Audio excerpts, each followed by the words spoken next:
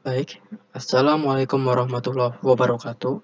Nama saya Muhammad Aryana Juariski, kelas 12C, Desain Komunikasi Visual. Hari ini saya akan menjelaskan materi paparan produk dan media promosi. Sebelum kita memulai, mari kita baca basmalah. Bismillahirrahmanirrahim. Jenis paparan produk. A. Paparan deskriptif adalah paparan yang sifatnya melukiskan sebuah produk secara terperinci. Ciri-cirinya antara lain adalah sebagai berikut. 1. Menggambarkan atau melukiskan keadaan sebuah produk. 2. Melibatkan pasca indera yaitu pendengaran. 3. Menjelaskan ciri-ciri produk seperti warna, ukuran, bentuk, dan kepribadian secara terperinci.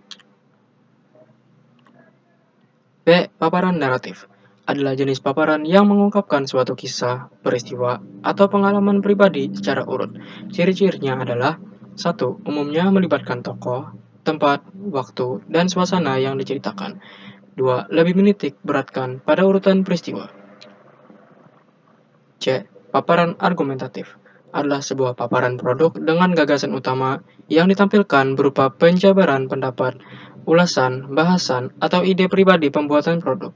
Ciri-cirinya adalah 1. Mengandung pendapat, pandangan, atau keyakinan penulis terhadap suatu produk.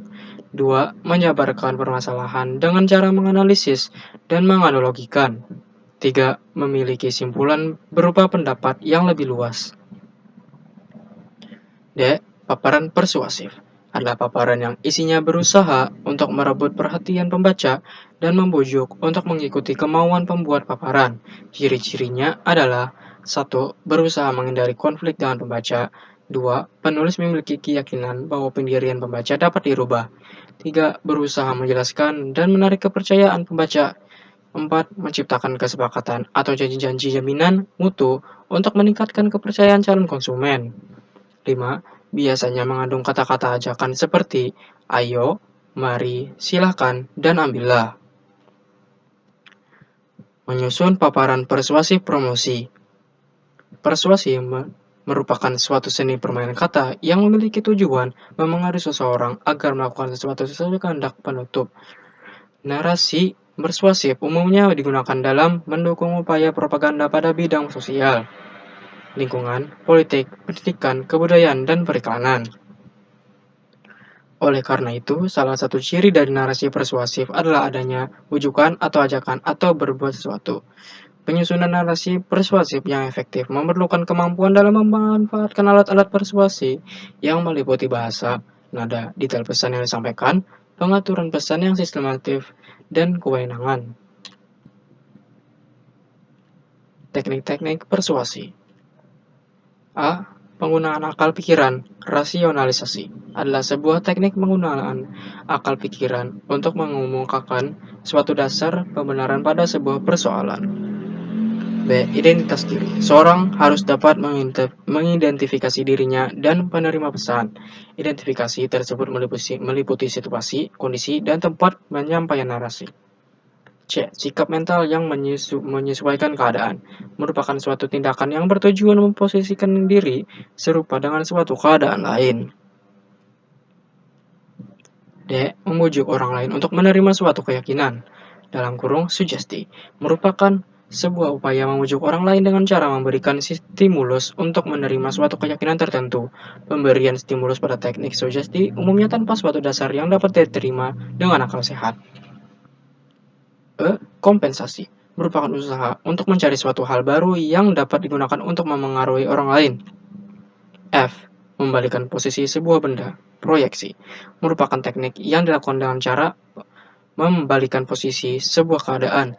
Dalam teknik proyeksi, sesuatu yang awalnya merupakan subjek diposisikan menjadi objek.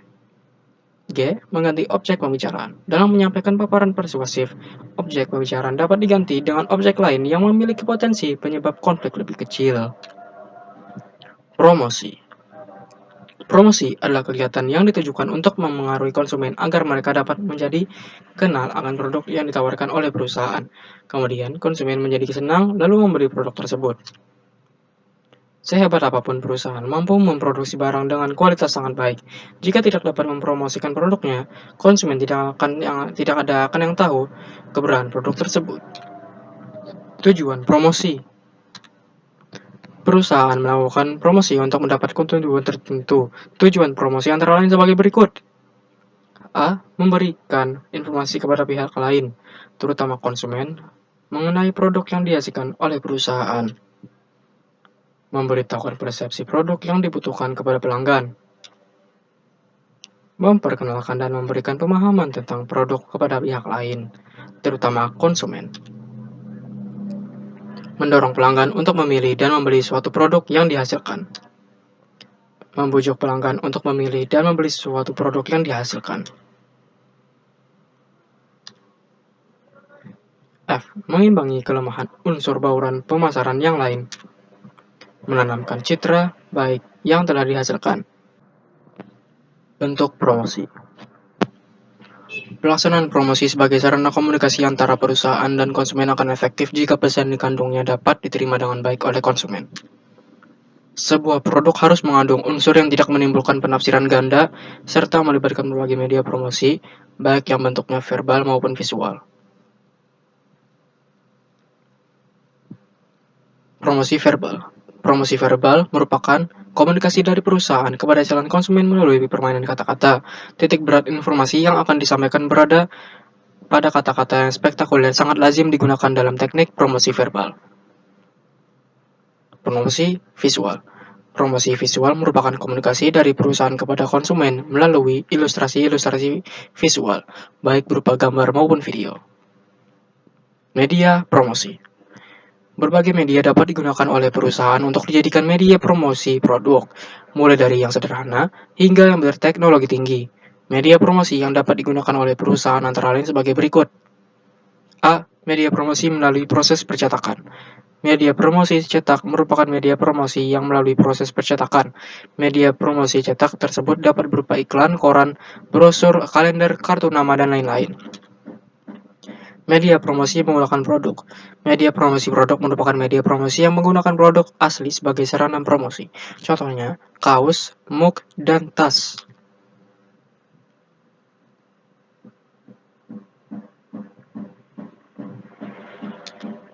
C. Promosi melalui media elektronik. Promosi pada media elektronik dapat melalui media radio, televisi, atau videotron yang dipasang di pusat-pusat keramaian. Promosi melalui media online. Pesannya, kemajuan teknologi semakin mendorong orang untuk mendapatkan informasi dengan cepat. Perilaku konsumen yang demikian menuntut perusahaan untuk dapat mengikuti keinginan konsumen tersebut. Teknik melakukan promosi. Suatu perusahaan dapat dikatakan sukses jika dalam melakukan pemasaran produknya didorong oleh suatu promosi yang baik. Setiap perusahaan yang berkeinginan meningkatkan omset penjualannya dan tertentu akan menggunakan suatu teknik dalam melakukan promosi. Periklanan, advertising. Periklanan adalah bentuk promosi yang dikomunikasikan melalui media ataupun non-media untuk memengaruhi sejumlah besar konsumen, namun periklanan dapat menjangkau lebih banyak konsumen. A. Tujuan periklanan bagi pemasaran. Tujuan periklanan antara lain sebagai berikut. 1. Membentuk citra produk. 2. Mempermudah pengenalan suatu produk. 3. Sebagai suatu informasi produk.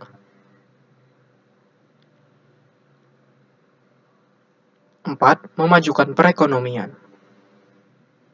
5. Mengubah mindset konsumen dalam memilih produk atau merek yang akan dibeli agar tertarik untuk melakukan pembelian.